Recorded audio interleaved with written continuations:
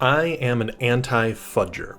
I don't believe in manipulating die results and other game systems behind the GM screen during a tabletop role-playing game. Today's video, I'm going to be talking about player agency, fudging, and how we can, as designers, avoid fudging in our tabletop role-playing games. Hi, I'm Peter, creator and lead designer of Tales from Elsewhere, and this YouTube channel is all about tabletop role-playing game philosophy, about what goes into building these amazing books and games that we all love. And today's video is a bit of a divergence from the norm. I'm going to be talking a little bit more about my own personal opinions, my own preferred ways of going about playing and designing these games.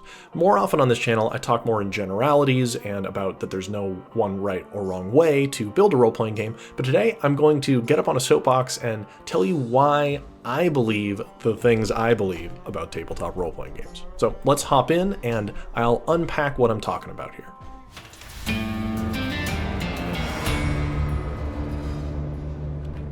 As always on this channel, I'm going to present a definition for the operative term here, fudging.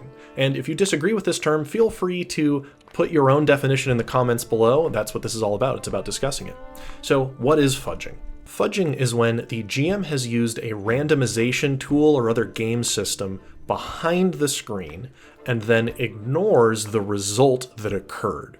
Classic example would be rolling a d20 and seeing a very high number and fudging it to instead be a very low number. This is an important distinction from simply using the tools the GM always has access to when controlling a game world. It specifically refers to manipulating a game system deceptively for the good of the game. Now, this is very distinct from, say, a GM adding more goblins to the encounter that came as reinforcements, or having some monsters surrender when badly wounded, or having allies show up to support the players in their time of need. All of that is not fudging. That is the normal world simulation that is the GM's purview.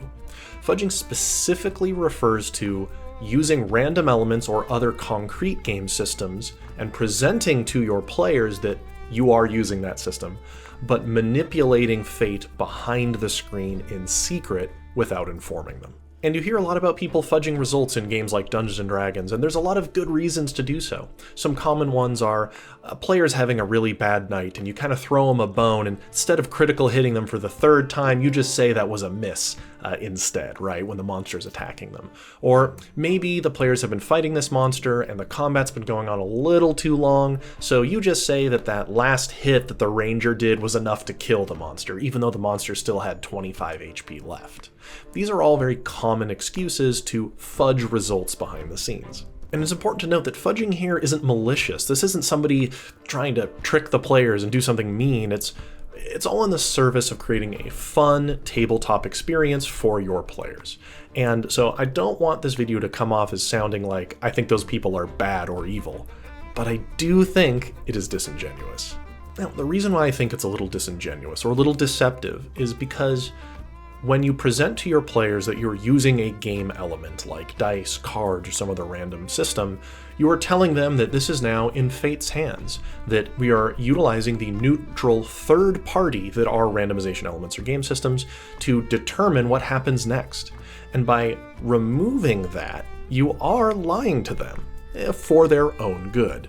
That sort of deceptive angle aside, I think that fudging removes an element of player agency that is important to leave in their hands, and let me unpack why.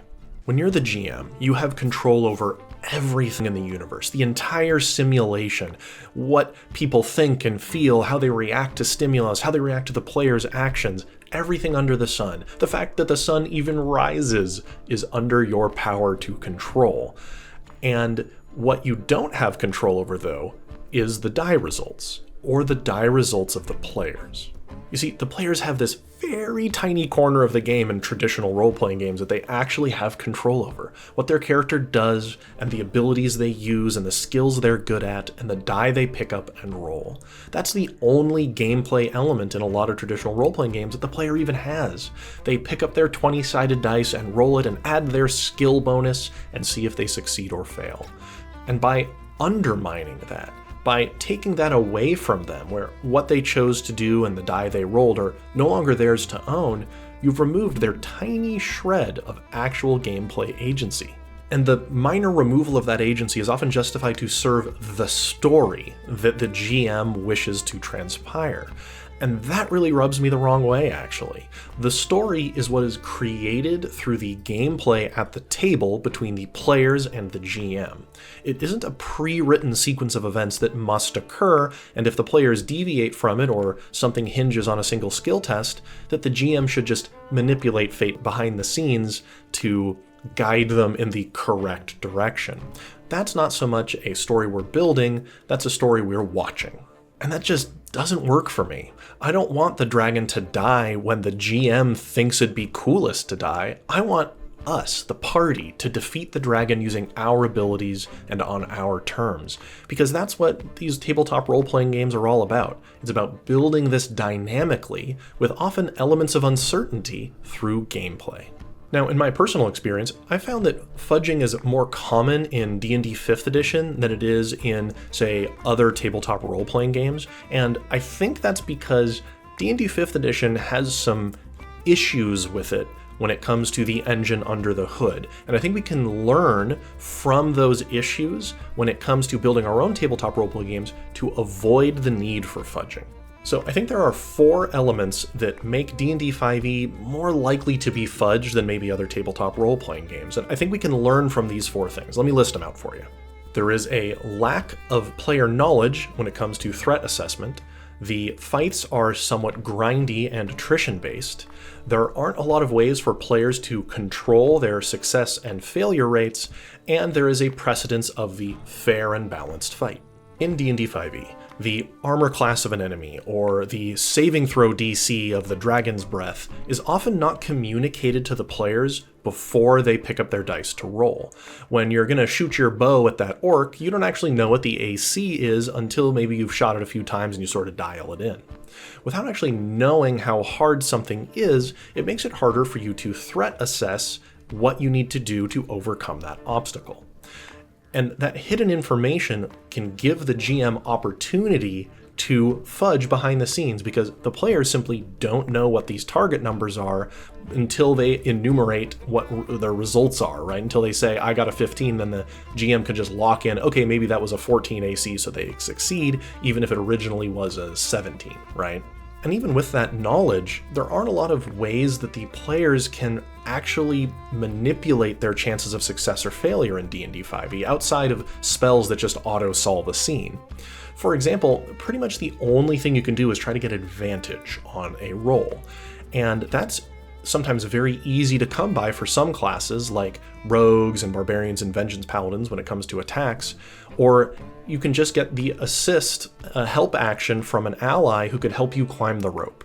But all that is advantage, and that is really useful, but it doesn't increase the floor of your skill result, and so it doesn't give you any guarantees of a baseline success. And what that means is that even when the players work together or use an ability that gives them advantage, they can still feel very subject to the whims of the dice.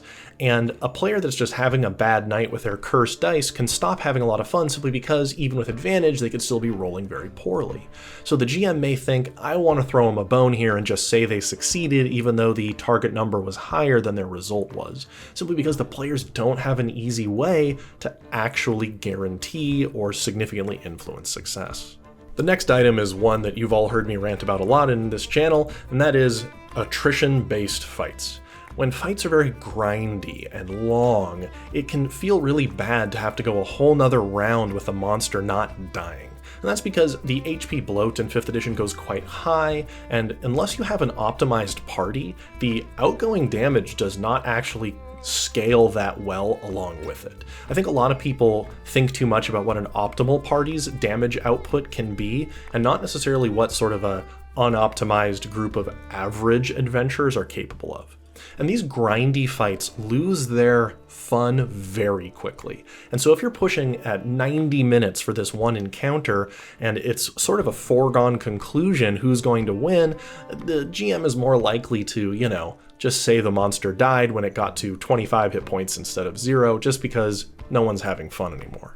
But that's what attrition-based combat often pushes you toward, right? It can be a challenge to make the fights interesting, turn over turn, round over round, because all you're doing are depleting meters of each other, right? You're not often changing the fight substantively. And you can find a bunch of videos on my channel where I talk more about attrition-based combat and wounds and how to make fights more interesting. But I think that type of game system will incentivize a GM to just have the monster die. And lastly, and maybe most controversially, is the idea of a balanced encounter. And this gets into the combat as war versus combat as sport dichotomy, which is more of a spectrum, by the way, than actually two separate camps. But D&D 5e definitely has this precedent of victory for the players. It is often a story of their success, their triumph. And with things like challenge rating tables and the idea of a balanced encounter, you can even find tools online to help you build a balanced encounter. The players believe that what they're going into is for them to win at, for them to solve. It is a sports match of which they are supposed to come out the victor. Why would the GM give them this fight if it weren't possible to succeed?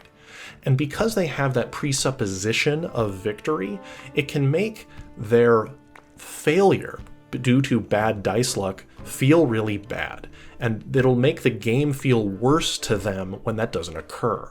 And this can incentivize the GM to take matters into their own hands and smooth out the rough edges of randomization behind the screen to fulfill that heroic fantasy. And that's juxtaposed with the more gritty or visceral form of combat where the goal is survival, not necessarily victory, where the threats placed against the players are not there to be triumphed over, but to be endured, evaded, or outsmarted. And you'll find a lot of that ideology in the OSR community, but it's not exclusive to that space. So looking at those four elements, consider which of those apply to your tabletop role-playing game that you may be designing at home.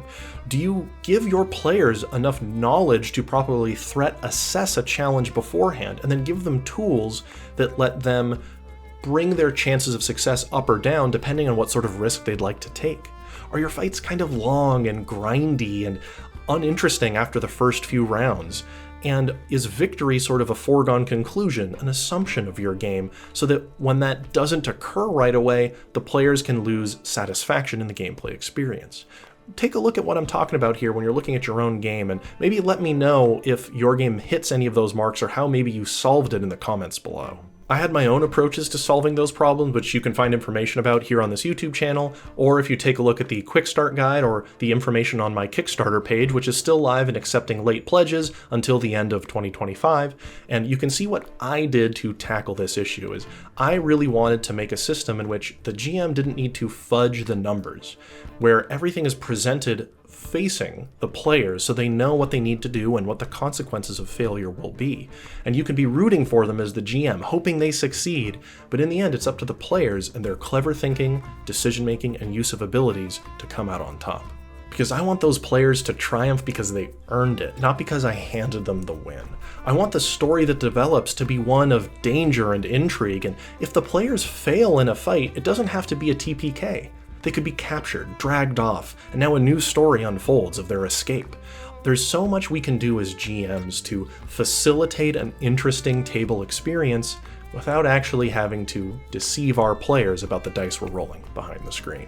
Well, I hope you found that sort of pontification from my soapbox entertaining, or maybe even a little interesting. If you like what you saw, consider hitting like and subscribe, because we release a new video like this every week on this channel. And if you want to get into these discussions, we actually have an extremely active Discord server with hundreds of people in it talking about tabletop role-playing game design. Consider checking it out. We'll put a link down below to that as well. And like I said earlier, we actually are accepting late pledges to the Tales from Elsewhere game, the first setting book, Clockworld, which is post-apocalyptic, Weird West action horror. Links to everything below. Thank you all for watching so much, and I will see you here next week on Tales from Elsewhere.